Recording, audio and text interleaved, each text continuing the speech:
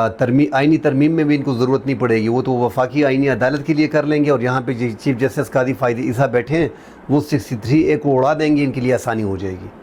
پھر یہ آئینی ترمیم لے کے آئیں گے جس میں جسٹس قاضی فائد عیسیٰ کی مدتی میعاد بڑھا دی جائے گی، اور ان کو وفاقی آئینی عدالت کا ہیڈ بنا دیا جائے گا، اور ساری پاور جو ہے وہ ان کو شفٹ کر دی جائے گی۔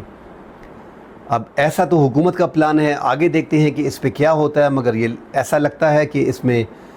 بڑے مسائل آئیں گے، ان میں وکلاء کی تحریک بھی آئے گی، ان میں ہو سکتا ہے کہ جتنے بھی سینئر ججز ہیں ان کے ریزائن بھی آئیں گے، ریزگنیشنز بھی آئیں گی۔ تو یہ بڑے مسائل ہیں، بڑے پیچیدہ مسائل ہیں کہ وفاقی آئینی عدالت جس کے پاس 180 190 کیسز ہوں گے، پوری کی پوری طاقت ان کو دے دی جائے، کیونکہ اس ٹائم پہ حکومت کو پرابلم آ رہی ہے،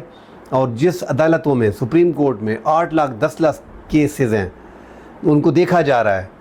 وہاں سے پاور چھین کے صرف 180 کے لیے 180 کیسز کے لیے پاور ان کو دے دی جائے گی۔ وفاقی آئینی